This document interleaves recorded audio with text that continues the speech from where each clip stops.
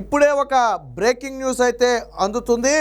CID chief Sanjay విదేశాలకు పారిపోయేందుకు సిఎస్కి అయితే జవహర్ రెడ్డికి అయితే ఒక అప్లికేషన్ పెట్టుకోవడం జరిగింది. దాన్ని అంటే ఆ సెలవునైతే ఆయన అంగీకరించినట్టుగా తెలుస్తుంది. ఇప్పుడు దీని మీద తీవ్ర స్థాయిలో అయితే దుమారం లేగుతుంది. ఎందుకంటే చంద్రబాబు గారి అరెస్టుతో పాటు అనేక అక్రమ కేసులు పెట్టడంలో సిఐడి చీఫ్ సంజయ్ కీలకంగా వ్యవహరించారు.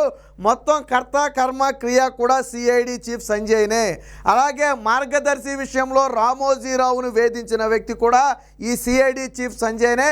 అంతేకాకుండా చంద్రబాబు గారి కేసుకి అలాగే రామోజీరావు గారి మార్గదర్శి కేసుకి సంబంధించి అటు హైదరాబాద్లో ఇటు ఆంధ్రాలో ఢిల్లీలో కూడా ప్రెస్ మీట్లు పెట్టి వారి పరువుకి భంగం కలిగించే ప్రయత్నం చేసినటువంటి సిఐడి చీఫ్ సంజయ్ తన మీద విచారణ మొదలు పెడితే కటకటాల వెనక్కి వెళ్ళటం ఖాయమని తెలిసి ఈరోజు పారిపోయేందుకు సిఎస్ అనుమతి అయితే తీసుకోవడం జరిగింది.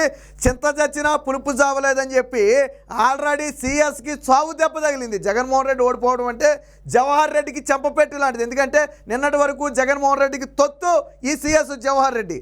అలాంటి జవహర్ రెడ్డి ఇప్పుడు అపధర్మ ప్రభుత్వం నడుస్తుంది, రేపు నూతన ప్రభుత్వం ఏర్పడబోతుంది, ఆ విషయం తెలుసు. కానీ వారి అనుమతి లేకుండా, చంద్రబాబు గారి అనుమతి లేకుండా సెలవు మీద వెళ్ళేందుకు ఆ సిఎస్ అయితే జవహర్ రెడ్డి అయితే సిఐడి చీఫ్ సంజయ్కి అయితే అనుమతి ఇచ్చినట్టుగా తెలుస్తుంది. జూలై 3 వరకు, ఈ రోజు నుంచి జూలై 3 వరకు కూడా అమెరికా వెళుతున్న నేపథ్యంలో తనకు సెలవు ఇవ్వాలని కోరితే జవహర్ రెడ్డి అంగీకరించాడు. ఇలాంటి సమయంలో జవహర్ రెడ్డి అలాంటి నిర్ణయం తీసుకోకూడదు. సిఐడి చీఫ్ని కావాలనే జవహర్ రెడ్డి దేశం దాటించే ప్రయత్నం జరుగుతుంది. ఇక రేపో మాపో సిఎస్ కూడా దేశం దాటి పారిపోతాడనే ఆరోపణలు ఉన్నాయి. ఎందుకంటే ఈరోజు సిఐడి చీఫ్ని తప్పించాడు, రేపొద్దున ఇంకొక వ్యక్తిని తప్పిస్తాడు, తర్వాత ఈయన తప్పుకుని పారిపోతాడు. అంటే ఇది మొత్తం కూడా ఒక కుట్ర కోణంలో భాగంగా కనపడుతుంది. ఖచ్చితంగా ఎవరైతే సిఐడి సంజయ్ విదేశాలకు పారిపోయే ప్రయత్నం చేస్తున్నాడో ఖచ్చితంగా గవర్నర్ వెంటనే దీన్ని అడ్డుకోవాలి. ప్రస్తుతానికి ఇంకా ఎలక్షన్ కోడ్ అమల్లోనే ఉంది. రెండోది అపధర్మ ప్రభుత్వం ఇంకా కొనసాగుతూనే ఉంది. ఒక రకంగా జగన్మోహన్ రెడ్డి నిన్న రాజీనామా సమర్పించాడు. ఇప్పుడు అధికారం అంతా కూడా రేపు ముఖ్యమంత్రి కాబోయే వ్యక్తి చేతిలోనే ఉంటుంది. జవహర్ రెడ్డి ఒక నిర్ణయం తీసుకోవాలంటే వారిని అడిగి తీసుకోవాలి. తెలంగాణలో కూడా ఇదే జరిగింది. రేవంత్ రెడ్డి అలాగే ఇతరుల ఫోన్ ట్యాప్ చేసినటువంటి అధికారులు ఆయన గెలవగానే విదేశాలకు పారిపోయిన పరిస్థితి. సో ఇక్కడ యాజ్ ఇట్ ఈస్గా సేమ్ అదే జరుగుతుంది.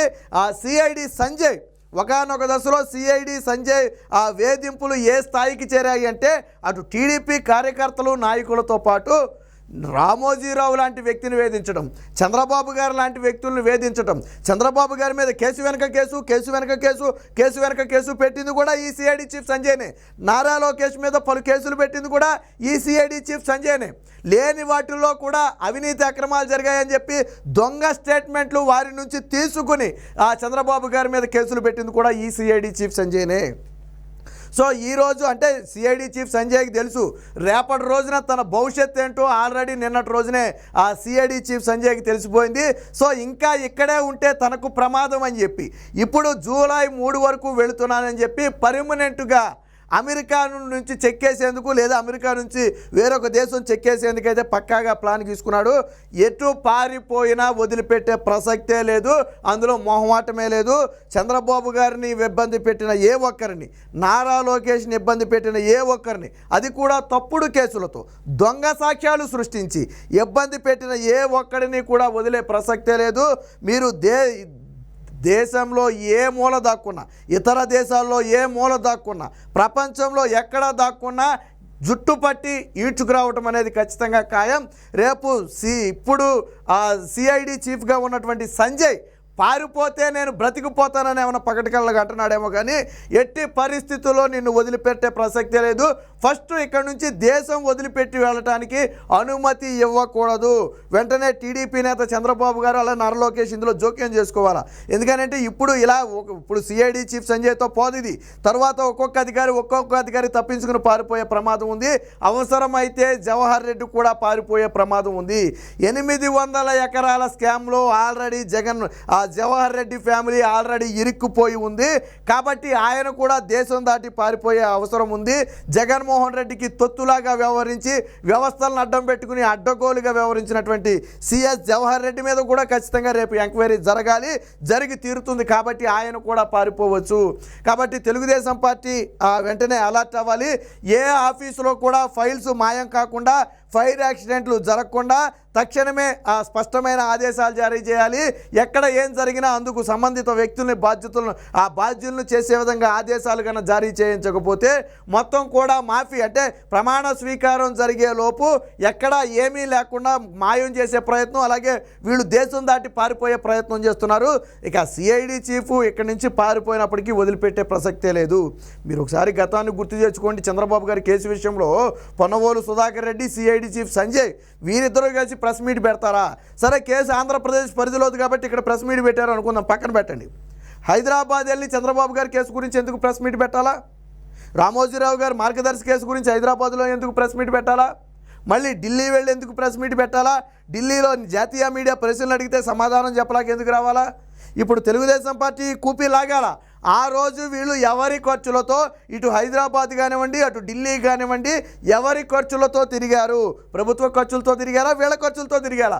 ప్రభుత్వ ఖర్చులతో తిరిగి ఉంటే నిబంధనలకు విరుద్ధంగా ప్రభుత్వ సొమ్మును దుర్వినియోగం చేసినందుకు గాను వారి మీద చర్యలు తీసుకోవాలి. ఇక పెట్టినటువంటి తప్పుడు కేసులు, ఆ తప్పుడు సాక్ష్యాలు మొత్తం కూడా బయటికి తీయాలి. చంద్రబాబు గారి మీద కేసు పెట్టించడం కోసం అమరావతిలోను, అలాగే ఆ ల్యాండ్ శాండ్కి సంబంధించి కేసులు పెట్టించడం కోసం పాపం అక్కడ ఉన్నటువంటి ప్రజలు ఎవరో ఒకళ్ళు తీసుకొచ్చేసి వాళ్ళతో కంప్లైంట్లు ఇప్పించారు.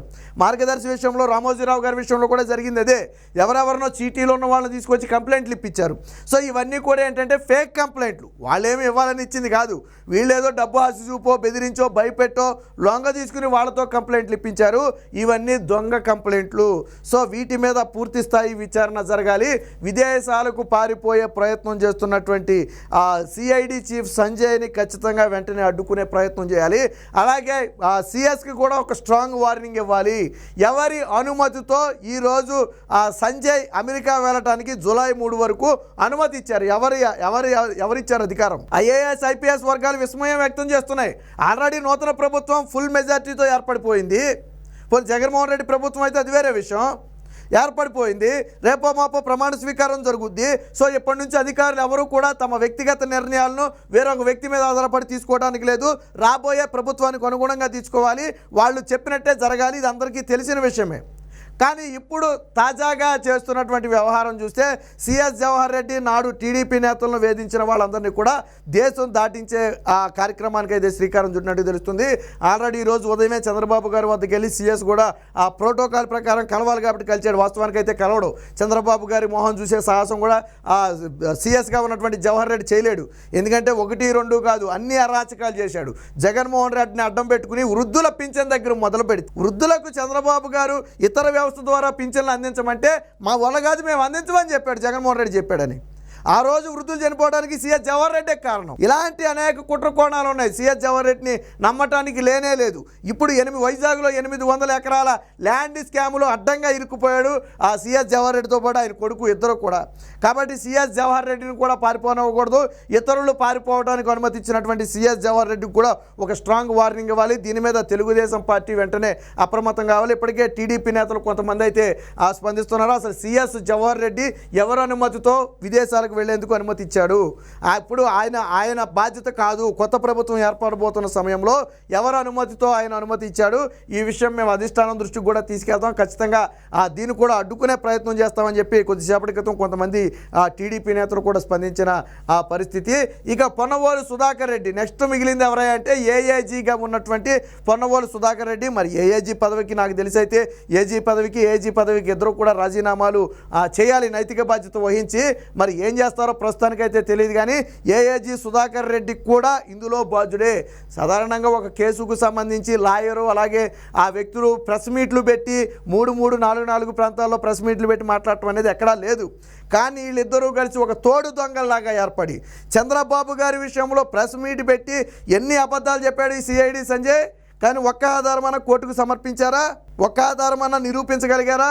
అలాగే మార్గదర్శి కేసులో ఎన్నెన్ని అబద్ధాలు చెప్పారు? రామోజీరావు గారు లాంటి వ్యక్తిని ఎంత కించపరిచే ప్రయత్నం చేశారు? సో కాలం అన్నిటికీ సమాధానం చెప్తుంది. ప్రస్తుతం దేశం వదిలి పారిపోవాలి అనుకుంటున్నటువంటి సిఐడి చీఫ్ ఎవరైతే ఉన్నారో సంజయ్ని ఖచ్చితంగా అడ్డుకోవాలి. మొట్టమొదట లిస్ట్లో సిఐడి సంజయ్నే ఉంటాడు. నారా లోకేష్ రెడ్ బుక్లో కూడా ఖచ్చితంగా ఈయన పేరు ఉంటుంది. ఎందుకంటే పెట్టింది ఒకటి చిన్న చిత్తగా కాదు, ఒకటేరా కేసు కాదు, అవినీతి మచ్చలేని చంద్రబాబు గారి మీద అవినీతి మరక వేయడానికి విశ్వ ప్రయత్నం చేసినటువంటి వ్యక్తే సిఐడి చీఫ్గా ఉన్నటువంటి సంజయ్. కాబట్టి ఖచ్చితంగా సంజయ్ విదేశాలకు పారిపోకుండా అడ్డుకోవాలి. దీని వెనక జవహర్ రెడ్డి కుట్ర కూడా కనపడుతుంది. మరికొంతమంది అధికారులు కూడా పారిపోయే అవకాశం ఉన్న నేపథ్యంలో తెలుగుదేశం పార్టీ అధిష్టానం వెంటనే అలర్ట్ అయ్యి సిఎస్కు ఒక స్ట్రాంగ్ వార్నింగ్ పాస్ చేస్తే తప్ప లేకపోతే ఇలాంటి వాళ్ళందరూ కూడా దేశం దాటి పారిపోయే ప్రమాదం ఉంది.